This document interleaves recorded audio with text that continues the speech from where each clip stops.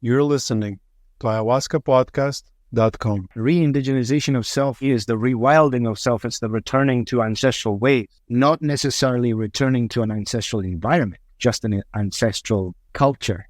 I think if we can rekindle in our indigeneity, which means our deep inherent connection with nature in a way that sees all of the elements and all aspects of nature personified, so that we can be in a intimate relationship with nature and the elements.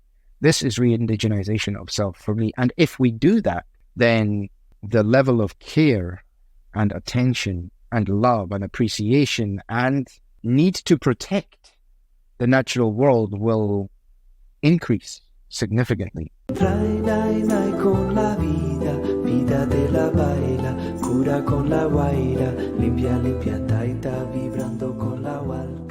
In this episode of Ayahuasca Podcast, I have a conversation with Marc John Brown. We talk about re-indigenization of self, healing the childhood trauma, mother wound, heart-centered living, and recovery from burnout. Enjoy this episode. This episode is sponsored by La Huayra Ayahuasca Retreat. At La Huayra, we combine affordability, accessibility, and authenticity. La Huayra, connect, heal, grow. Guys, I'm looking forward to hosting you.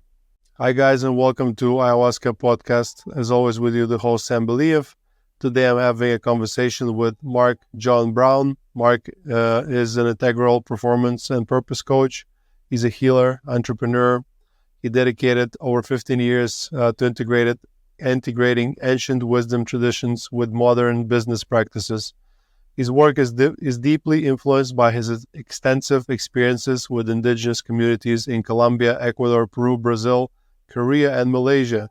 Through these interactions, he has developed a unique approach to personal and professional development, aiming to guide individuals towards a harmonious balance in life and business.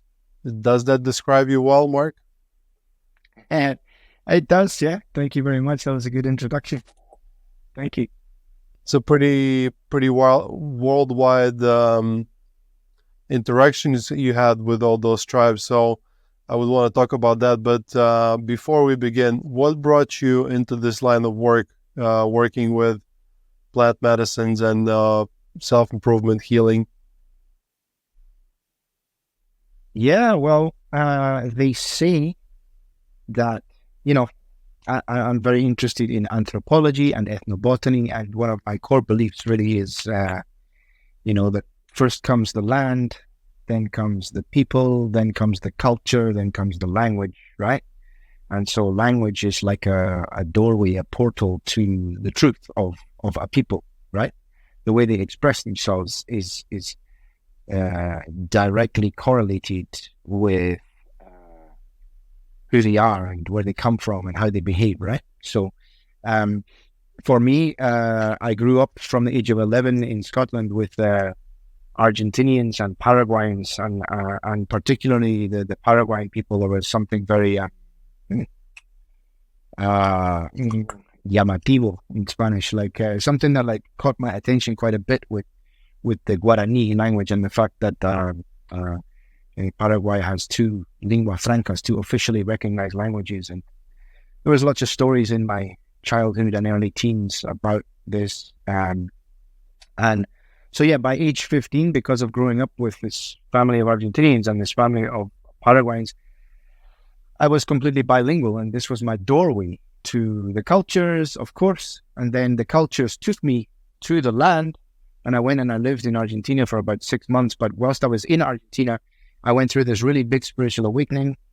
And this big spiritual awakening, it took me to cancel my flight home, first and foremost, and to hitchhike from Argentina through Chile and Bolivia into Peru. And on that trip, that's when I came into my first real visceral contact, in-person contact, live in the flesh with the indigenous populations of the region, particularly and more specifically the Aymara and Quechua people of Bolivia. And so this merging of my spiritual awakening with my new encounter and fascination with these indigenous people, this is where it was all born. And 5 days after going into Peru, I met the woman who 2 weeks later I would move in with, and then 3 months later I would marry, and almost 16 years later, here I am, still married to her with 2 kids. And this was where it all, how and where it all began. My wife is a representative of one of the indigenous lineages of Peru. So that's where it all began, man. Interesting story. I guess mine was somewhat similar, but women play a role in men's journey. But you mentioned indigenous people, and you talk about something that you call indigenous re-indigenization of self. Can you tell us what it is? That's a great question, man. Re-indigenization of self, to me, is the rewilding of self. It's the returning to ancestral ways. But not necessarily returning to an ancestral environment, just an ancestral culture.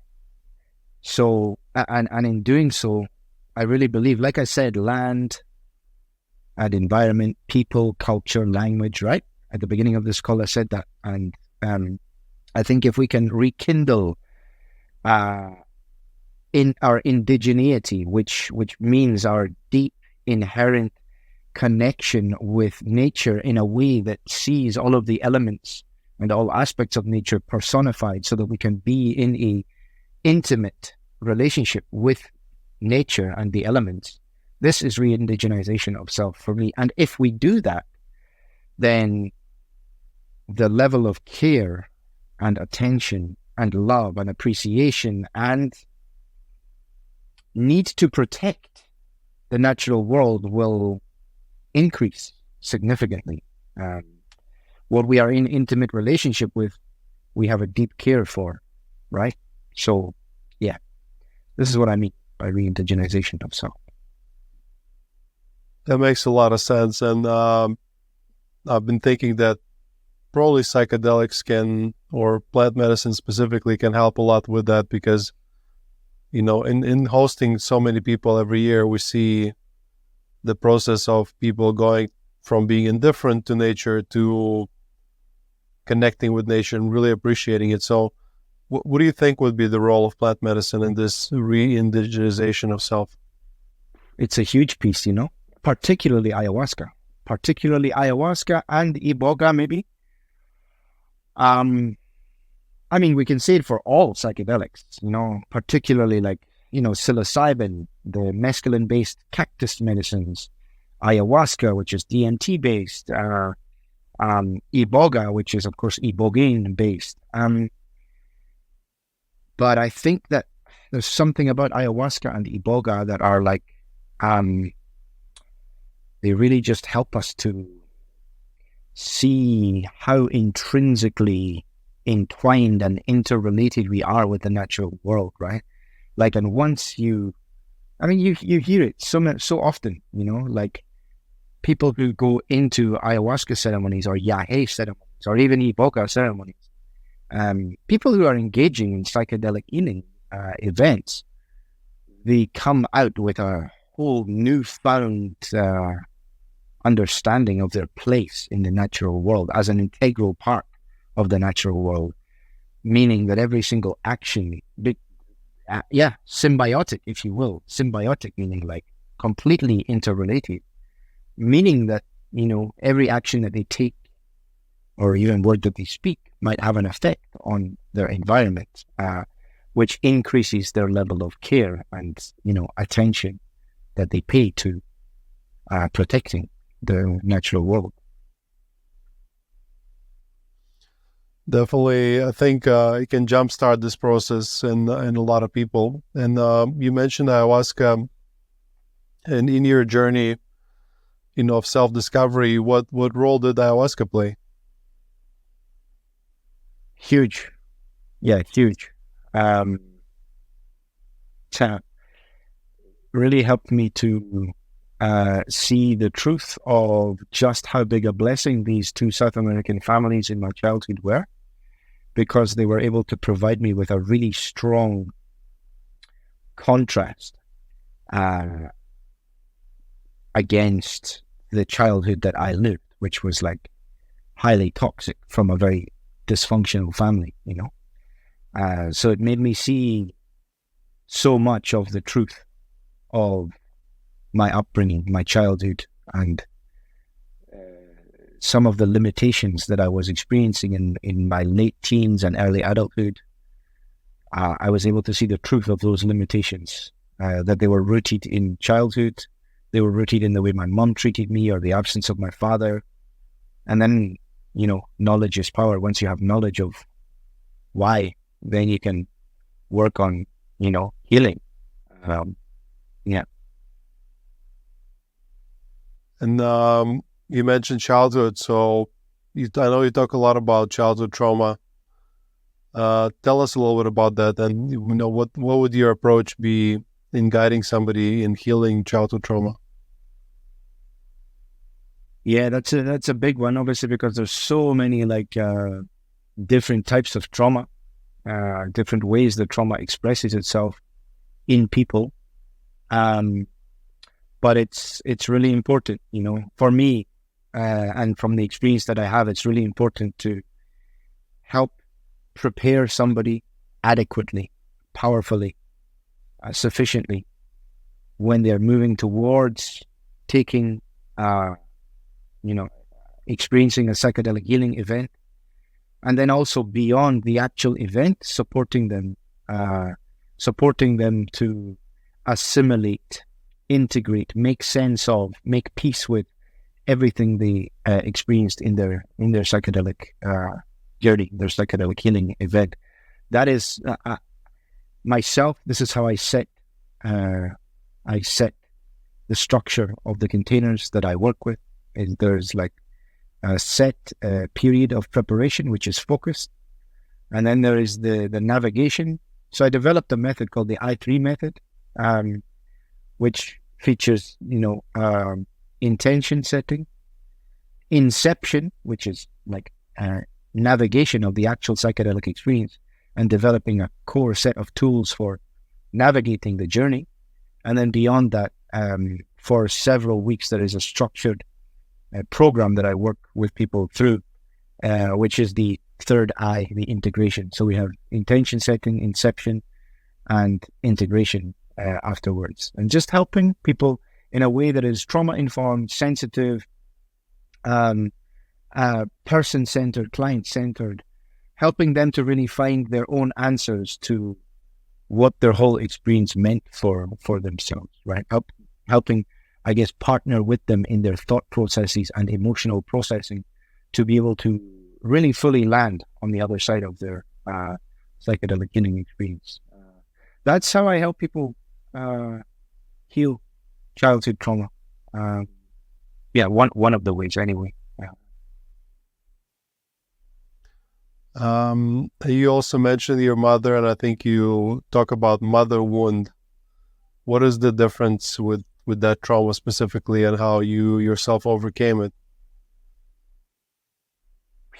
I mean, I think for a man, it's one of the biggest things, right? It's one of the biggest pieces. I can really only speak with conviction about my journey as a man, right? I can't pretend that I have the answers to everybody else's life. It's not really my job. My job is to help people arrive at their own conclusions with their own life, whether they are women or men, right? But in my own case, I really think that, as a man, one of the biggest pieces for me was to cut the umbilical cord of energy, the energetic connection of need and necessity that kept me being a boy, needing my mom, needing my mom to do things for me, needing my mom to even tell me the size of my trousers, right? This was a big piece in me becoming a man, and being able to become a competent father as well from a place of manhood, not of boyhood. I think that's probably the biggest piece for me. And of course, it was a strange one for me personally, needing my mother, moving into adulthood, needing her to do all these things for me, whilst at the same time finding it very difficult to understand what my own needs were, because I was parentified as a child, because of having an addict mother, right? My mother's like a deep alcohol addict. She's an alcoholic. And so I was parentified because I was having to take care of her, at an age when she should be taking care of me, right? But then when she was well, how confusing, right? The dichotomy. When she was well, she was, like doing everything for me, like wouldn't allow me to do important tasks, in my life. Like, didn't like to release control of reality, to hand over some responsibility to me, right? Which made me kind of grow, needing her for all the most crucial things in life, whilst at the same time, because I was always like caring for her, and like whenever we went out or did something important in life, like it would always be me who was having to be the adult taking care of her, because she was not capable of like being conscious because she was drunk and stuff, that's what that's what I've overcome. I've come to understand that, and with the help of the medicines, just staying true to this medicine path, really grown into manhood and mature fatherhood and committed husbandry as well. Thank you for sharing that.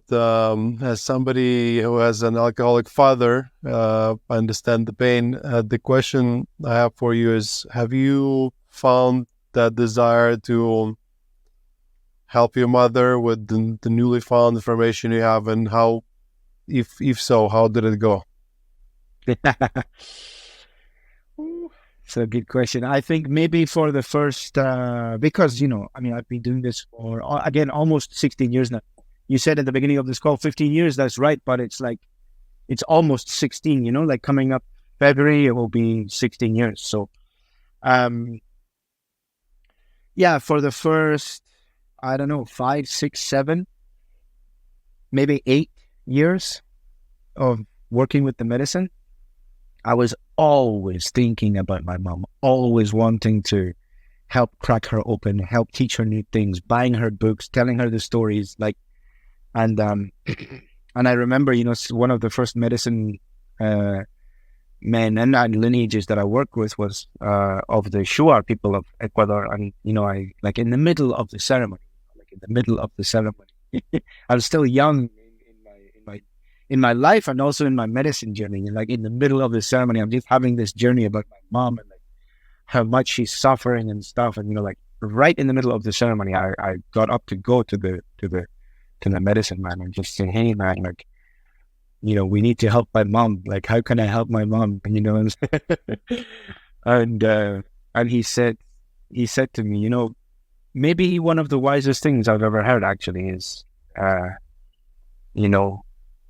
we help these people change and conjure the desire in them to change by us changing ourselves and showing them how we change and become the new version of ourselves. So just keep doing what you're doing and walking your path and being who you are. It's good that you asked me this, because it's been a while since I remembered that. Yeah, what he told you is what I tell people when they ask, how can they convince family members to come drink ayahuasca. It's like, show by example, lead by example. If you change enough that when they're ready, they will see you and they'll be like, whatever it is you're having, I want some of that. This is when it might work. And speaking of alcoholism, I've personally seen many transformation journeys with it and the medicine. What have you observed yourself? Maybe any tips for alcoholics listening?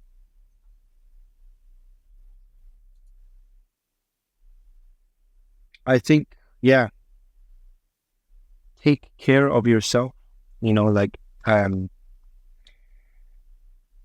Number one, I think, is to find a way to love and appreciate yourself, that's number one, like self-love and self-care. And the question that I always ask to people when we're looking for people's own gifts and people's own value in this world, is like,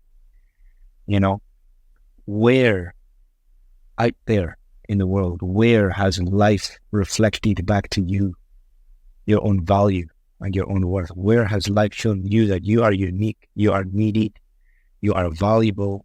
Where has life spoken to you and shown you that you are needed, or that you are valuable, or that you are cherished? Find that. Where is it? Like, whether it be somebody just being so grateful for a favor that you did for them, or whether it be somebody telling you that you inspire them, or whether it be somebody feeling genuinely connected to you and recognizing themselves in you and finding strength in you, whatever it may be. Like, where in life do you receive a reflection of your value?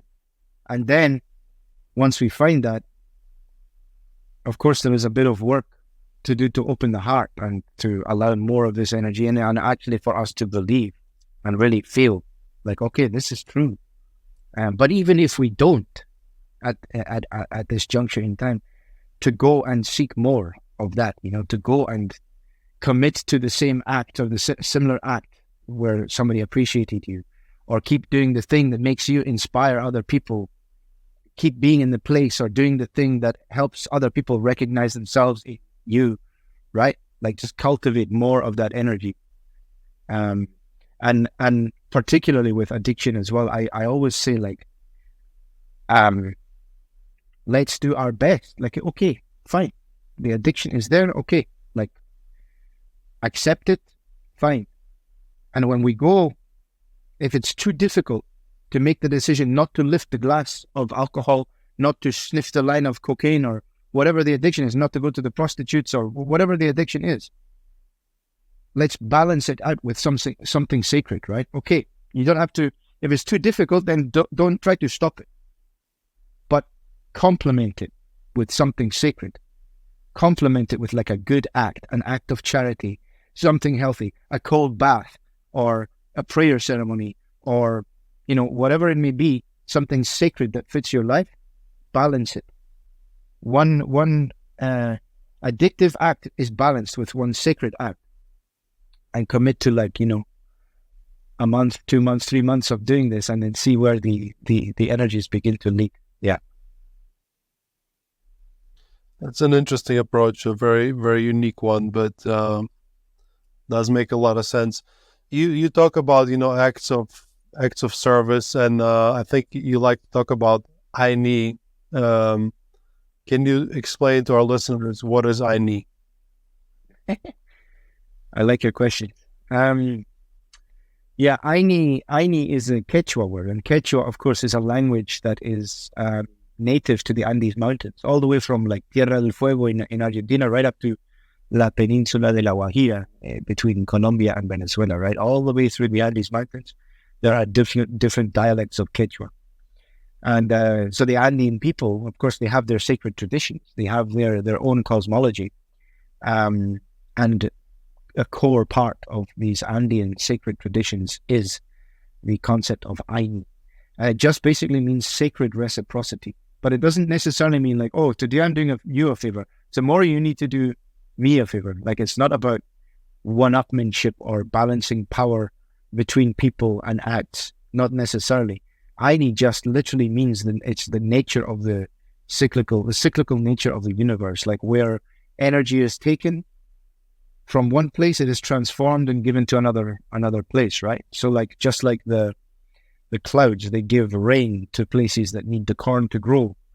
And then once that happens, then the sun will lift the moisture back from the land and create more clouds, and then the wind will take the clouds to another place where rain is needed, right? Just like fire, gives us something that we need in heat and sustenance, warmth, right? And we are able to also give back to nature through fire. We are able to make offerings to the fire, give things to the fire. And and also we're able to collect the ashes from the fire and take the energy of that fire and move it into another fire, right? Like, this is Aini. It basically just means reciprocity. And there are similar philosophies that are part of what in North America are called the Beauty Way. It's called the Beauty Way. In the Andes, it's called Sumach Kausai. And in Guarani, of the Tupi Guarani people, is called Teko Pora, just meaning living in right relationship, living in the beauty way, in the beautiful way, in the beauty way, in right relationship, just meaning take what you need, but no more, and give as much as you take. Not necessarily to the same place, to the same person, to the same thing, but other places in your life, One person might do you a favor and loan you money today or gift you money today, and then in 6 months you gift, something to somebody else. And just make sure that you are keeping in right relationship by reciprocating with life in this way. That's very, very valuable indigenous wisdom. Speaking of indigenous people, you talk a lot about the reciprocity, indigenous reciprocity. Can you tell us something about it? Yeah, indigenous reciprocity is, for me, it's crucial, because it allows us to, one, re-indigenize, yes, bring this sacred principle of Aini into our modern lives. But most importantly, given the fact that the indigenous populations only make up 5, 7, 8% of the planetary population, but they are at the forefront of taking care of 80 to 90% of the planet's natural resources, right? And those are the ones that are they're on the front line of climate change. They're most affected by our ravenous ways in the Western world, our, Dubai, New York, Los Angeles, Tokyo, London, these super, energized and extractivist places that are fueled by extractivism. The effects, the biggest effects of this are received by the world's living indigenous populations, even if we are blind to it in the big cities, and now, by living in this way of London and Tokyo and New York and Dubai and all these big cities, extractivism fueling our consumerism, because of this, we in the modern world, we are losing our connection, one, to ourselves, to our community, and also to the natural world, to our own indigenous nature. And this is what is taking us to using psychedelics in the first place, these ancient indigenous medicines, and for us to even think that we can be using these indigenous medicines to heal our maladies, which are really self-imposed by the society that we have chosen to create for ourselves, without giving anything back to the indigenous populations. Whilst the indigenous populations are becoming extinct, language is becoming extinct, tribal values becoming extinct, indigenous traditions becoming extinct, all because, more and more of the world is being sucked up by this Western or globalized capitalistic drive.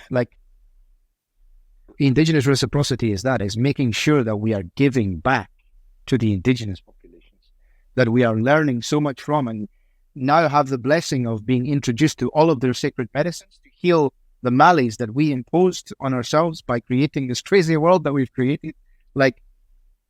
To not give back, is feeding more of this disease of extractivism and consumerism. So that's indigenous reciprocity, making sure that for all the profits that we are making, that we are continuing to take care of the indigenous populations, and also as this whole psychedelic renaissance, if you will, should I say, this whole psychedelic renaissance that we might refer to it as this continues to expand and expand and expand, more and more people learning about psychedelics, to continue to give authority and a strong seat at the table of conversation and influence and authority to the indigenous populations, because they are the original bearers of these medicines, the original forefathers of these medicines. So to have conferences and events and scientific developments and everything with only white men with shirts and ties on, like, part of indigenous reciprocity is continuing to keep these voices alive and give them authority as this whole scene continues to expand. Yeah, this is really important. I kind of I think about it also sometimes, and for me, my way of doing it is to work with an indigenous shaman, to work with his lineage, so that obviously, if we do make money, part of it goes back to them, and they can, pay the indigenous workers that work with them, and plant more ayahuasca, and do good things. So it's like that makes sense, and also grounding myself in that tradition from that point of view. I think as long as you have the connection to the actual lineage and their wisdom, they were the people that kept that tradition alive for thousands of years, and we can't just come and kind of cherry pick it and ignore the fact that we have to be grateful for them. And as Suma, Kausai, and Aini, as you described, that makes a lot of sense. You talk about, us as society kind of going crazy and disconnecting from ourselves. Can you talk about the opposite of it? How can we live a heart-centered life? This is exactly what I refer to as re-indigenization of self, right? Like, I think number one, simple, like re-indigenization is a little bit intimidating. Like, wow, what does that mean? Like number one, man, is what gives you joy, like what actually lights you up as a person? Where does your joy lie? What gives you joy? What do you feel passionate about, And how can you do more of that in your life? How can you cultivate more of that in your life? Like, how can you build your entire life around, like yourself? You're doing it, right? I see that you're doing it. Like, you found what you love, what gives you joy, what gives you passion. So you're like, yeah, let's go to Colombia and let's make a retreat center. And, like that's it.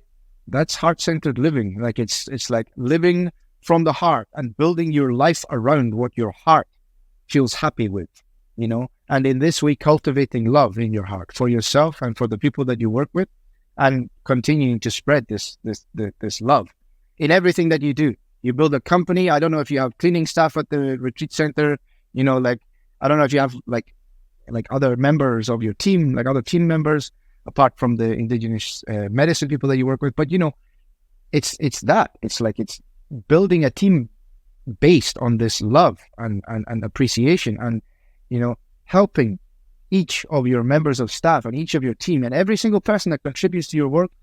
How can we help them to live from the heart as well? How can we help them to be joyful in life? How can we create an environment that makes them truly happy in their heart? This is like, that's step one, which we don't need the big words like re-indigenization and all the other big words. Like, do what makes you happy and help others to do the same. That's great, great advice. And I must say, we started about a little more than 3 years ago now. And as the team has grown, you asked, we have a team, probably 30 plus people now, from kitchen workers, cleaners, drivers, and security guards, and all gardeners. It's a big team, and marketing people, and ceremony team. Don't get me started. We have like 8 volunteers right now. It's crazy. But as a team has been growing, I can see how I think I'm like 50% joy and 50% pure stress right now. So it's a personal question for me, because I have not been able to find a way that there is not one person or group of people that carry the pain, because business is you need a business because everyone needs to be paid to have that controlled and very smooth experience. But somebody will have to take the brute stress of organization and logistics. So, as a business owner yourself, how do you navigate that? That's a great question. But and I know what my answer is. It is building team cohesion and coherence through space holding, through holding space for them, through connecting to their heart and listening to their pain. Well, maybe not even their pain. It doesn't have to be their pain. It can also be their joy. Maybe they're not even experiencing pain. Maybe all they're experiencing right now is joy. But to be there to receive it, like as the business owner, to receive their joy or to receive their pain. The key thing is to create an environment where you receive them fully, all of them. Like the emotions that they're going through right now because their granny is ill and maybe might be dying, or their dog ran away a week ago and it's causing them pain, or whatever is moving for them in their life.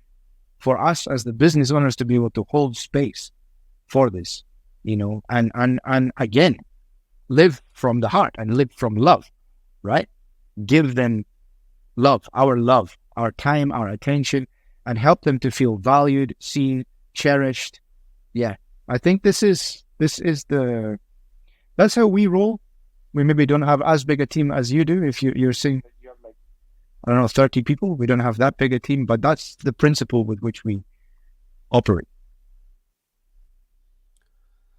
Yeah, it's not easy to receive other people's pain. I've definitely done it, and it's new for me. It's not easy to just kind of sit there instead of just kind of wanting to run away. So I've been doing it consciously or unconsciously. Medicine itself helps as well to promote that state in the team. So obviously we have that readily available. But let's say for me, make it personal, as somebody who is carrying the brute amount of that stress and kind of on the verge of burnout, what I know you talk about healing from burnout. So can you spread tell us some good knowledge about how to avoid burnout or how to heal from it? Yeah, how to heal from burnout. Identify the why, and in fact, like I will give you a free gift as well that you can share with the listeners. It's exactly that. It's Trauma to Triumph. It's called Trauma to Triumph, and it's all about healing from burnout to really connect with your why again. And I think that is the anchor point, man, for all potential burnout situations. It is, what brings you joy. Where is your passion and your joy lying? Who is available in your team to outsource the more stressful, more, even if it's just in the short term, who is available to outsource some of the tasks to some of the things whilst you can recuperate your nervous system? Identify what in your world in general brings you joy and upliftment. And from that place, reconnect with your why. That's kind of a rough overview, but I guess I go a little bit deeper and more extensive into that in the free gift, which I will send you. I can send you the free gift, and you can also share it with the audience. It's like a PDF guide that's exactly about that, from Trauma to Triumph. But also I would say that we as the business owners, like we're holding, if we are leading in this way, we are holding space for a lot of people. And so the big question comes, like, who's holding space for us, right? Like, and that's why, like, people, business owners, we need coaches, we need confidants, we need mentors, we need people that can sit and receive our pain. Because if we're receiving everybody else from the team's pain and dealing with that stress, we need people that can hold space for us too, right? And that journey is, like, I don't think it ever ends, man. And yeah. Does it end? Like, whilst the world is run on the systems that it's run on right now, and we need to be like producing like a business all the time. That's just a fact of, the world that we're currently living in. We all need space held for us, even space holders. Every leader needs a leader. Every coach needs a coach. Every mentor needs a mentor. Every medicine man needs a medicine man, right? Yeah. Yeah, definitely having a coach helped me a lot. So for those of you who are listening, if you're running a business, get a coach. I'd be happy to coach you. uh, yeah, reach out to Marc.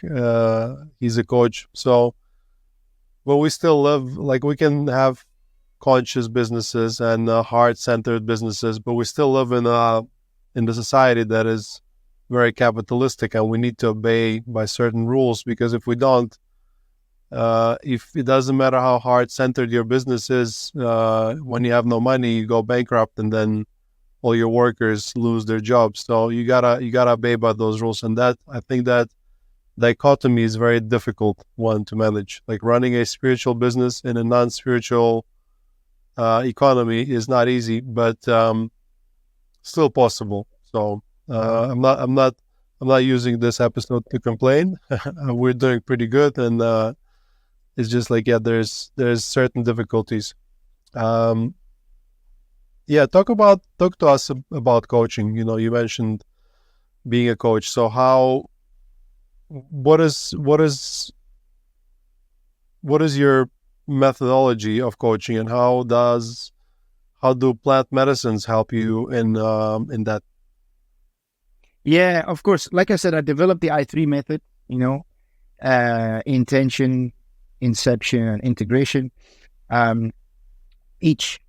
Each phase has, 4 or 5 different channels, let's just say, of activity and exercise and skills and tools to be developed. That's when we are working through like programs that it features psychedelic healing. We run retreats down in Peru, and they are 8-week programs. So 2 weeks of preparation, 10 days on site in Peru, and then 5 weeks of integration. That's for the psychedelic healing piece. But in terms of coaching, integral performance coaching, as you called it at the beginning, you could call it integral performance coaching. That's what I like to call it, because it's integral to the performer. It's allowing the high performer to live in ways that are integral, meaning that every single part of himself or herself is made peace with and is integrated, so that they live wholesome in a wholesome way, so that they live as a whole being. But the way that I do it, so we just we identify all of the areas of a person's life that are like most alive and most either giving them lots of life force or like draining them from of life force. Whatever is like most present in their life, we identify everything that is like present in their life. We analyze each area that they identify, and we give it like a little bit of a score, if you will. Like, is it currently good? Is it giving us lots of life force, or is it draining us of life force? And if it's draining us of life force, then what can we do to change it, if anything, right? And from there, together based on all of that, we work together. Again, it's thought partnership. I'm partnering with the person in their thought processes and emotional processing, so that together, based on all of those areas that we've identified, that's either giving life force or draining life force, the areas that need to change so that it gives us more vitality, gives us more life force, we will use that and create like an outcome statement, which forms, like the light at the end of the tunnel for that person. And we co-create that outcome statement. It's like almost like a mantra, like a script of the life that you desire to be embodying and living. And then from there, we create what you might call a map or a pathway, identifying like, what are the characteristics of this life? What are the characteristics? How do you define it? Is it abundant? Is it compassionate? Is it fruitful? Is it fulfilling? All of these words, we map them out. And based on that, we then identify clearly, succinctly, precisely, what is it that is standing between where you are right now and being able to say, okay, with conviction, I am a full embodiment of all of this, the outcome statement and everything that defines a life lived as this outcome statement. And then our coaching works on all of these areas, to target all of these areas, to bring them to either get rid of them and stop doing them and get them out of your life if necessary and possible. And if not possible, but necessary, not possible to get them out of your life, but necessary to change them so that they stop draining your life force and start giving you life force, then we focus on how to do that. And that is, I mean, I just got a message, a photo message through from one of my clients just like 20 minutes before coming on this interview, and he was holding a gold medal from the IBJJF European Championship in his hand. IBJJF is Brazilian Jiu-Jitsu Federation, so he's just been at the European Championships, won gold. One of my clients, and I work with other people like CEOs of investment firms in London, CEOs of boutique property development companies, CEOs of online education platforms, also like music production managers as well. I have quite an interesting array of different clients, and I'm so blessed to be working with clients that are so amazing and so like inspirational. I guess the final thing I will say on that is everything I have just mentioned to you, everything I've just explained to you, it is all laced, completely laced with ancestral wisdom and indigenous healing practices. So sometimes I'll find myself with the drum, chanting for the client and guiding them through altered states of consciousness, even without medicines, psychedelics, helping them. If there's something like, deep in their childhood or something that needs to be looked at and healed, this is also, one of the ways that I help them through this. Because sometimes when we're running businesses, actually the limitations we come to is like a childhood trauma. Same with politicians and everybody that's out there leading in the world. Big business, small business, politics, sports, music, we're all subject to psychology. And so, the ancestral healing technologies that I lace through my coaching really helps with these pieces.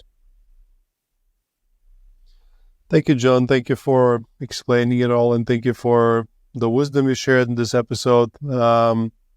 Before we wrap up, you want to tell people where they can find you and learn more about you? Sure, yeah. My Instagram handle is MarcJohnBrown, Marc John Brown. Facebook is facebook.com/MarcJohn.Brown. Our website is nativewisdomhub.com. I work together with my wife, who is representative of the Chanca people of Apurimac in the Peruvian Andes.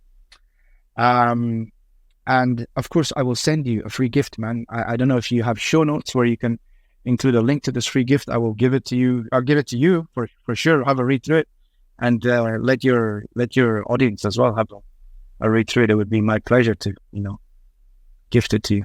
Yeah. Thank you, guys. You've been listening to Ayahuasca Podcast. As always, with you, the host, Sam Believe, and I will see you in the next episode. I hope you enjoyed this episode. If you'd like to support us and psychedelic renaissance at large, please follow us and leave us a like wherever it is you're listening. Share this episode with someone who will benefit from this information. Nothing in this podcast is intended as medical advice, and it is for educational and entertainment purposes only. This episode is sponsored by La Huayra Ayahuasca Retreat. At La Huayra, we combine affordability, accessibility, and authenticity. La Huayra, connect, heal, grow. Guys, I'm looking forward to hosting you.